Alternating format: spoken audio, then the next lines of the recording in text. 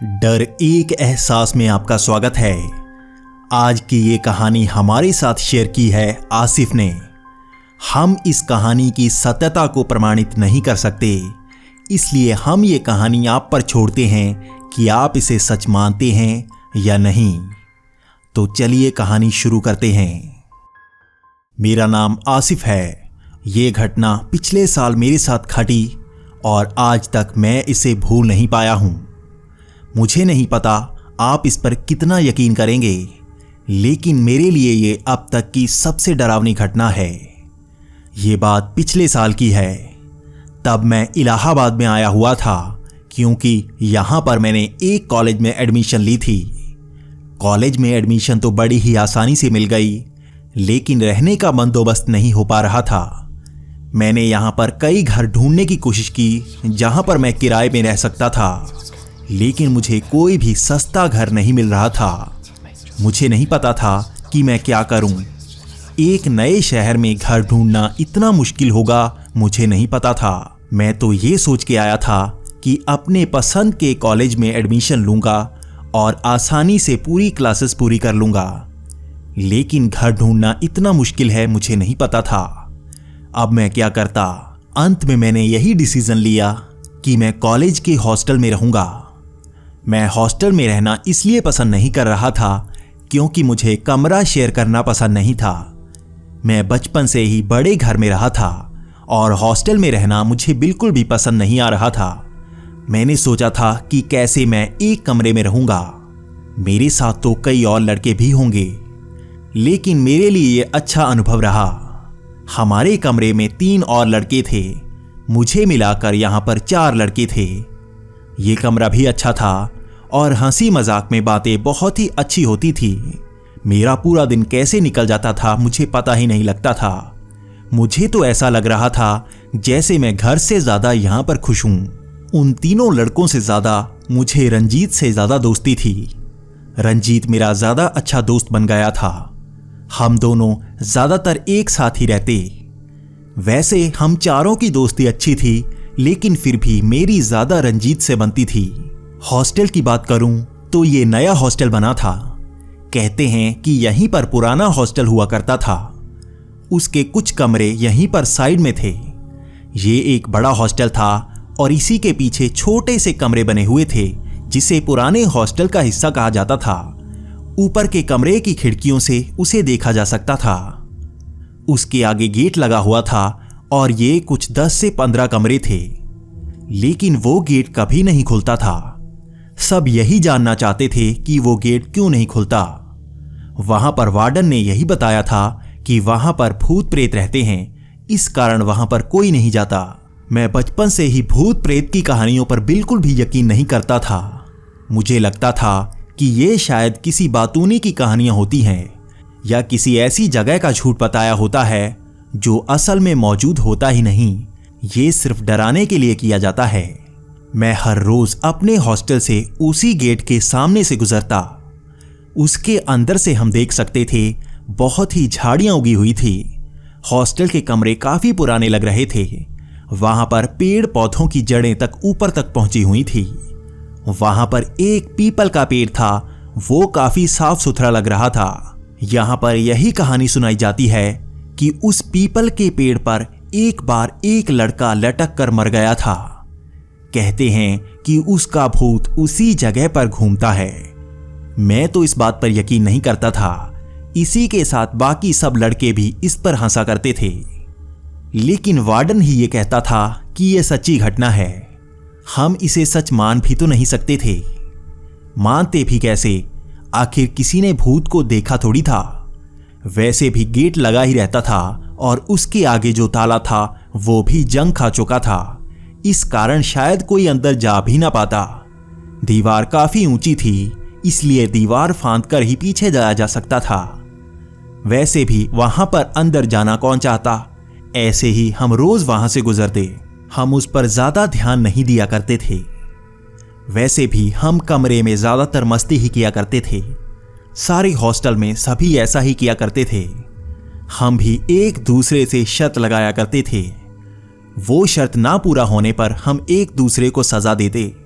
ये हल्की फुल्की सजा होती और हम ऐसे ही हर दिन मजाक किया करते। ये घटना उस वक्त की है जब उन दो लड़कों ने हमसे शर्त लगाई कि वहां पर भूत प्रेत रहते हैं और हम वहां जा नहीं सकते। हमने उस बात को हंसी में उड़ा दिया, लेकिन वो कह रहे थे कि अगर हम वहां पर जा आएं तो वो हमें 1000 रुपए देंगे। भले ही ये 1000 रुपए काफी कम थे, लेकिन उस वक्त हॉस्टल में ये काफी बड़े लग रहे थे। हम भी सोच रहे थे कि वहां पर सिर्फ जाना ही तो है, इससे हमें 1000 रुपए मिल जाएंगे। रंजीत भी मेरी तरफ देख रहा था। वो भी जानता था मेरे दिमाग में क्या चल रहा है।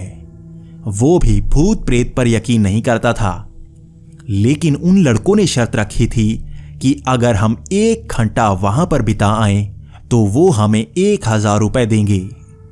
पहले तो हमें उन पर यकीन नहीं था, क्या पता वो हमें पैसे दें या ना दें, लेकिन उन्होंने हमें पहले 500 रुपए दे दिए और कहा कि अगर हम अपनी शर्त पूरी करते हैं तो वो हमें अगले 500 रुपए दे देंगे, और अगर हम वो शर्त पूरी ना कर पाते तो हमें 1000 रुपए उन्हें देने होंगे। रंजीत ने मेरी तरफ देखा। मैं भी जानता था कि ये अच्छा मौका है उन्हें हराने का, और इसी बहाने शर्त के पैसे भी मिल जाते। 1000 रुपए से हमारा हफ्ता 10 दिन बड़े ही आराम से निकल जाता। तो हमने शर्त मान ली। ये वक्त रहा होगा रात के 10 बजे का। हम वार्डन से बचते बचाते किसी तरह से हॉस्टल के बाहर आए। वैसे तो हम हॉस्टल की 4 दीवारी के अंदर ही थे। ये जो पुराने कमरे थे ये भी हॉस्टल के अंदर ही थे, तो हमें ज्यादा मुश्किल नहीं हुई। हम चारों बाहर आ चुके थे। हमारे सामने वो गेट था जिसको फांद कर हमें उधर जाना था। वो दोनों लड़के वहीं खड़े हमें देख रहे थे। मैं रंजीत के साथ उस गेट के बाहर पहुंचा। हम दोनों सोच रहे थे हम वहां क्या करेंगे। हम जानते थे वो कमरे की खिड़की से हमें देख रहे होंगे। हमें पूरा घंटा इसके अंदर ही बिताना पड़ेगा। हमने प्लान बनाया था कि हम उस पीपल के पेड़ के नीचे बैठ जाएंगे। उसके नीचे हम 1 घंटा बिताएंगे और बाहर आ जाएंगे। तो हमने शुरुआत ऐसे की कि रंजीत ने मुझे ऊपर चढ़ाया और मैंने वो दीवार फांदी। उसके बाद रंजीत ने उस दीवार को फांदा। अब हम दोनों ही उस हॉस्टल के अंदर थे। हम उस कमरों में नहीं जाना चाहते थे क्योंकि ये शर्त के बाहर था। वैसे भी कमरों के अंदर शायद थोड़ा डर ज्यादा लगता, तो हमने सोचा हम उस पीपल के पेड़ के नीचे ही बैठ जाएंगे और वहीं पर 1 घंटा बिताकर वापिस आ जाएंगे। वो पीपल का पेड़ काफी अंदर जाकर था, तो हम चलते चलते वहां तक पहुंच गए। यहां पर झाड़ियां काफी बड़ी थीं, लेकिन हम उससे गुजरते हुए उस पीपल के पेड़ के नीचे पहुंच गए। जैसे ही हम उस पीपल के पेड़ के नीचे पहुंचे, हम दोनों हैरान थे। रंजीत मेरी तरफ देख रहा था और मैं रंजीत की तरफ देख रहा था। हमें वहां पर कुछ अजीब सा दिखा। वहां पर एक प्लेट में कुछ चावल पड़े थे और उसी के साथ एक दिया पड़ा था। वो दिया जल रहा था। हम दोनों हैरान थे कि कौन यहां पर आया होगा। आखिर यहां पर दिया किसने जलाया होगा, क्योंकि गेट तो बंद होता है और कोई यहां पर फांद कर भी नहीं आना चाहेगा। हम तो मजबूर थे, हमने शर्त लगाई थी, लेकिन वो कौन बेवकूफ होगा जो यहां पर इस चावल और इस दिए को रख कर गया होगा। पहले तो हम एक दूसरे की तरफ देखते रहे। उसके बाद हमारे दिमाग में ख्याल आया, शायद इसे उन लड़कों ने किया होगा। हो सकता है वो हमें डराने की कोशिश कर रहे होंगे, क्योंकि सवाल 1000 का था। उन्होंने सोचा होगा वो हमें डराकर यहां से भगा देंगे तो वो 1000 रुपए जीत जाएंगे।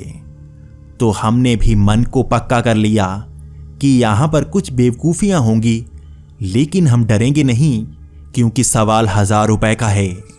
हम अब वहीं पीपल के पेड़ के नीचे बैठ गए थे। हम दोनों धीरे धीरे बातें कर रहे थे। हम उस नए हॉस्टल की तरफ देख रहे थे। वहां पर हमारे कमरे की खिड़की की लाइट जल रही थी। हम जानते थे वो लड़के हमें देख रहे हैं, लेकिन अंधेरे में वो ज्यादा देख नहीं पाते। वो सिर्फ इतना देख सकते थे कि हम यहां बैठे हुए हैं। यहां पर तो लाइट भी नहीं थी, लेकिन हमें डर नहीं लग रहा था।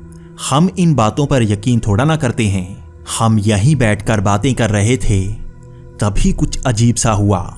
मुझे ऐसा लगा जैसे किसी ने मेरे कंधे पर फूंक मारी हो। मैंने रंजीत की तरफ देखा तो रंजीत तो थोड़ा दूर बैठा था। उसकी सांस मेरे कंधे तक नहीं आ सकती थी।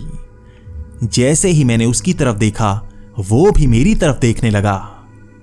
पहले मैं मुस्कुराया क्योंकि मुझे लगा उसने मेरे साथ शरारत की है।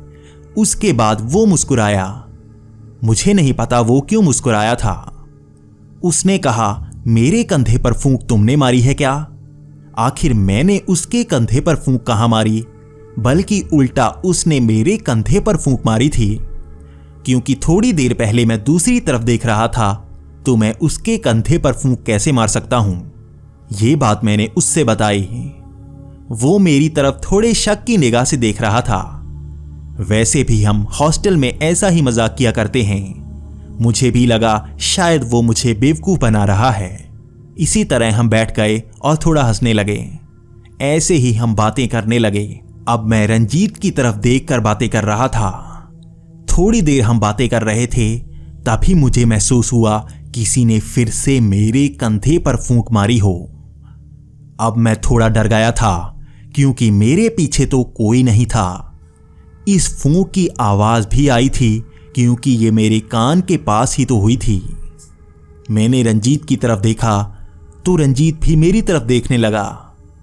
उसने मुझसे पूछा, क्या हुआ, तुम ऐसे डर क्यों गए हो? तो मैंने उससे कहा कि मेरे कंधे पर किसी ने फूंक मारी है। रंजीत हैरान था। रंजीत ने कहा, थोड़ी देर पहले हमारे साथ ऐसा हो चुका है। मैंने उससे कहा कि पहली बार भी मैंने फूंक नहीं मारी थी, मुझे किसी की भी कसम खिला दो। अब रंजीत भी डर गया था। उसने कहा, मैं भी कसम खाता हूं, पहली बार जो फूंक तुम्हारे कंधे पर आई होगी, उसे मैंने नहीं मारा था। अब हम दोनों डरे हुए थे, लेकिन मुझे शक था, हो सकता है ये थोड़ी हवा चली हो या मुझे भ्रम हुआ हो, क्योंकि अंधेरे में अक्सर ऐसा होता है। हमारा दिमाग चलने लगता है। हमें ऐसा लगता है कि यही सच है, जबकि हुआ कुछ नहीं होता। हम इसी तरह से बैठ गए और बातें करने लगे। तभी थोड़ी देर बाद कुछ अजीब सा हुआ। ऐसा लगा जैसे पीपल के पेड़ पर कोई आकर बैठा हो। पूरा पेड़ हिला था और कुछ पत्ते नीचे गिरे थे। हम दोनों ने ऊपर देखा तो वहां पर कोई नहीं था। वैसे भी ये पीपल का पेड़ काफी बड़ा था, तो हमने अपने मोबाइल की लाइट जलाई और ऊपर डाली। ऊपर तो सच में कोई नहीं था। हम दोनों थोड़ा डरे थे, लेकिन हो सकता था कोई बड़ा चमगादड़ आकर बैठा हो। लेकिन किसी चमगादड़ से इतना ज्यादा पेड़ नहीं हिल सकता। लेकिन हमने सोचा कुछ भी हो सकता है, हम वैसे ही डर रहे हैं। तो हम दोनों ने लाइट बंद की और बैठकर बातें करने लगे। अभी 10 ही मिनट हुए थे कि हमें ऐसा लगा कि झाड़ियों में कोई चल रहा है। ये किसी के चलने की आवाज थी। हम दोनों ने एक दूसरे की तरफ देखा। पहले हम थोड़ा सा डर गए थे, लेकिन तभी हमारे दिमाग में ख्याल आया कि इस बार बात 1000 रुपए की है और वो लड़के भी तो उस खिड़की में नजर नहीं आ रहे हैं। हो सकता है वो भी उस दीवार को फांद कर यहीं आ गए हों और वो ये सोच रहे हैं कि हमें डराकर वो जीत जाएंगे। हम दोनों एक दूसरे की तरफ देखकर मुस्कुरा रहे थे। हमने सोचा था कि यहां कुछ भी हो सकता है। हो सकता है ये वो लड़के ही हों और हो सकता है कोई कुत्ता या बिल्ली वहां पर घूम रही हो। तो मैंने नीचे पड़ा एक छोटा सा डंडा उठा लिया।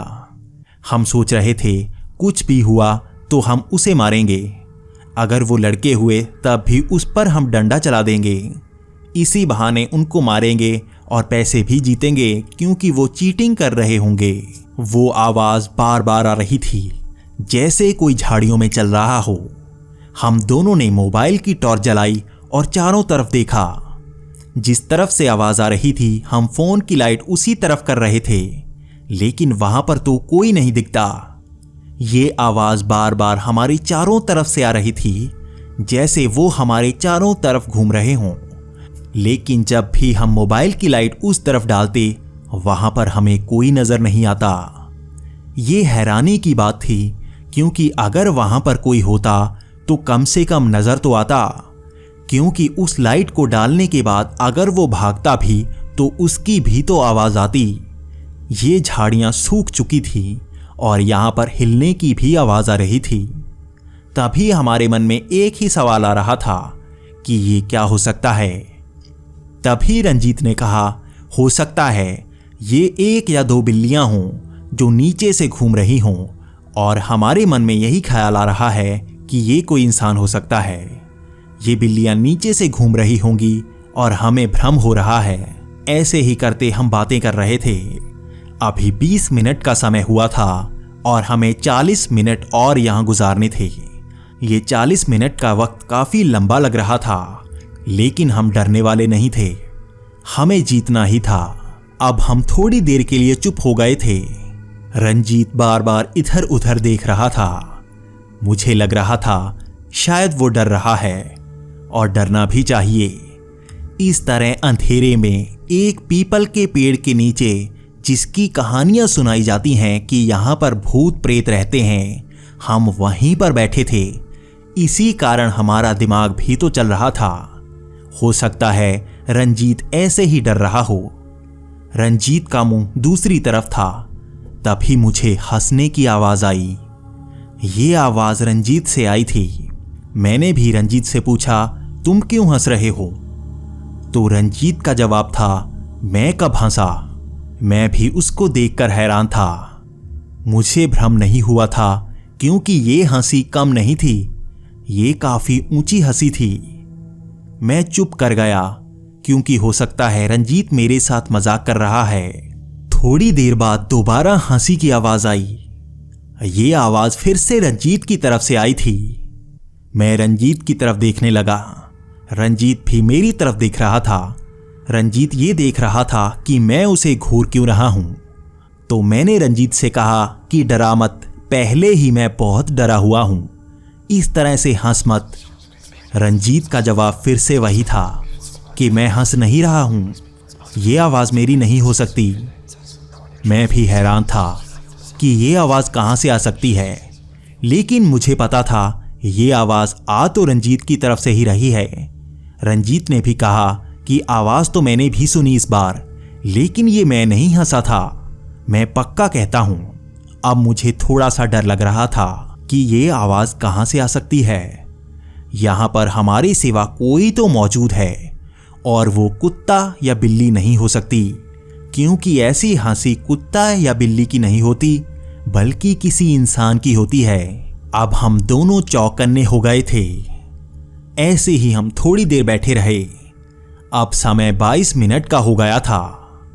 तभी मेरी अचानक से हंसी सी निकली। ये हंसी छोटी सी नहीं थी, ना ही मुझे गुदगुदी सी हुई थी। मैं थोड़ा सा जोर से हंसा था। पहले तो मुझे ऐसा भ्रम हुआ जैसे कोई और हंसा हो, लेकिन मेरा हाथ मुंह पर ही था, ये मैं ही हंसा था। तभी रंजीत मेरी तरफ देखने लगा और कहने लगा, यार तू बार बार हंस रहा है। मैंने भी रंजीत को कहा कि इस बार जरूर मैं हंसा हूं, पहले मैं नहीं हंसा था, और इस बार भी मुझे कैसे हंसी आई मुझे खुद नहीं पता। मैं नहीं हंस रहा, ये जैसे अपने आप हुआ था। इतना ही कहा था, फिर से मेरी हंसी निकल गई।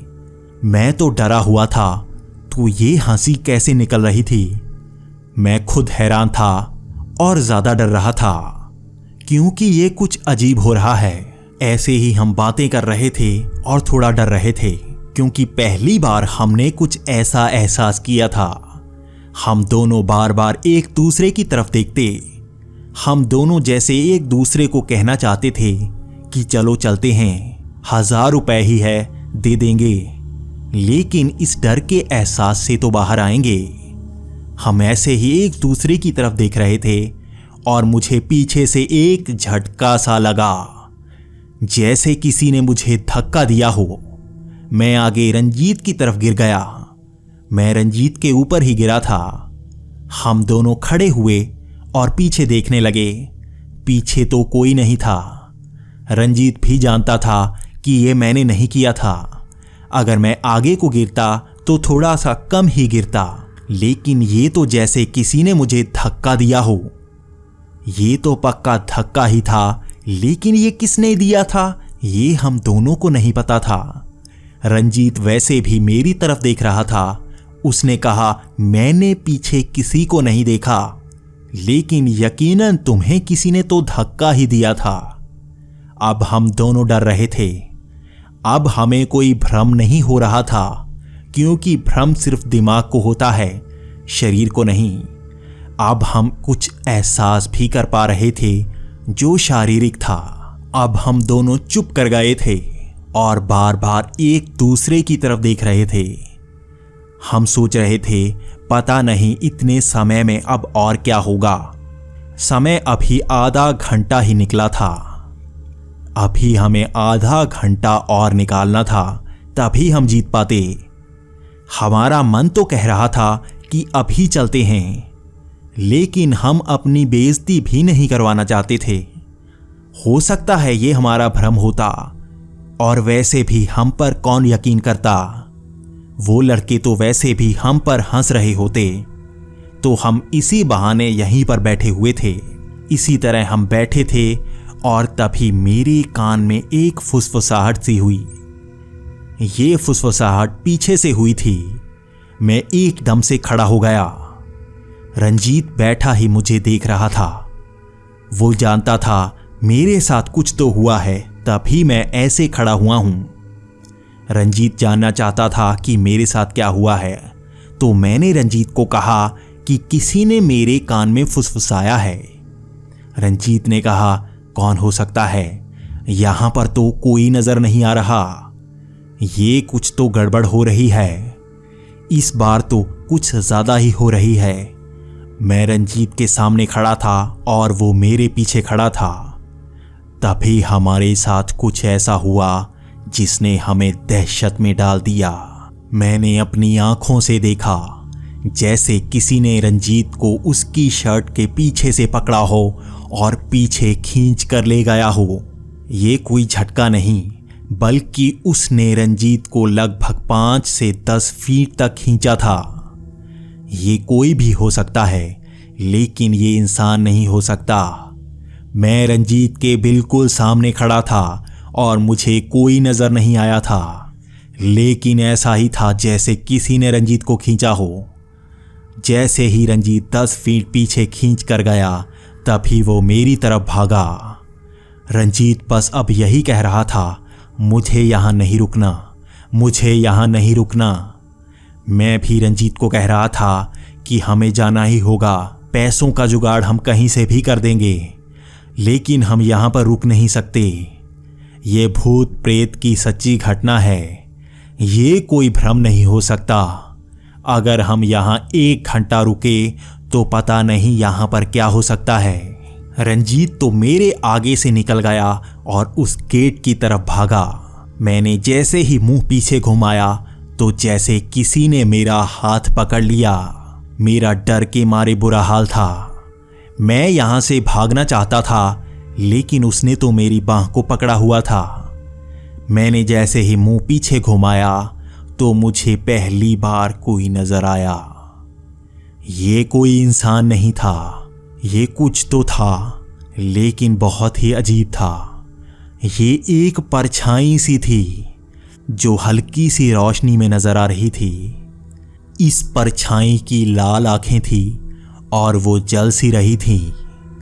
जैसे आग जलती है उसी तरह से उसकी आंखें लाल लाल थीं।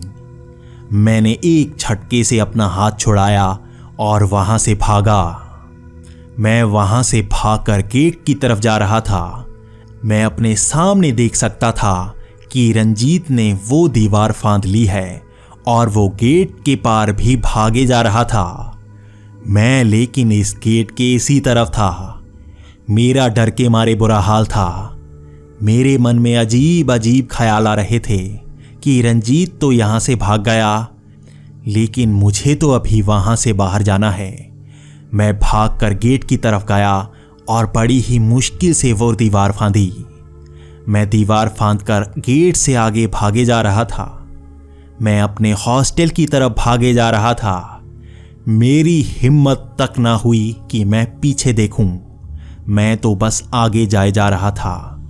जैसे ही मैंने हॉस्टल में एंटर किया, वो लड़के नीचे ही बैठे हुए थे और हमारी तरफ देखकर मुस्कुरा रहे थे। हम दोनों के उड़े हुए चेहरे देखकर वो दोनों हंसने लगे। उनकी हंसी देखकर हमें भी शर्मिंदगी हो रही थी, लेकिन हम कर क्या सकते थे। हमने उनसे यही कहा कि सच में वहां पर भूत प्रेत हैं।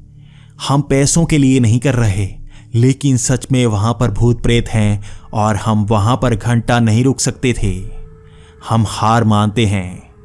वो लड़के भी हमारी तरफ देखकर हंस रहे थे और उनमें से एक लड़के ने कहा कि हम जानते हैं वहां पर भूत प्रेत रहते हैं। उसने कहा कि उसका बड़ा भाई 2 साल पहले इसी हॉस्टल में आया था। उसके साथ भी कुछ ऐसा ही हुआ था। उन्होंने भी शर्त लगाई थी और वो दीवार फांद कर उस तरफ गया था। वो उस जगह पर 45 मिनट तक रुका था और जब वो वापस आया था तो उसके पूरे शरीर पर खरोंच के निशान थे। वो कह रहा था कि 1 घंटा वहां कोई नहीं रुक सकता। उसने तो खुद उस भूत से बात की थी।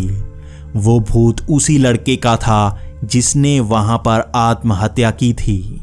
मैं खुद डरा हुआ था, तो मैंने उससे कहा कि तुमने मुझे ये बात क्यों नहीं बताई। तो उसने कहा कि वो अपने भाई की बात पर यकीन नहीं करता था।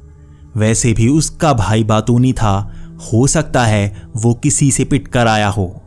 लेकिन तुम्हारी बातों से तो हमें यकीन हो गया कि मेरे भाई के साथ भी कुछ ऐसा ही हुआ था।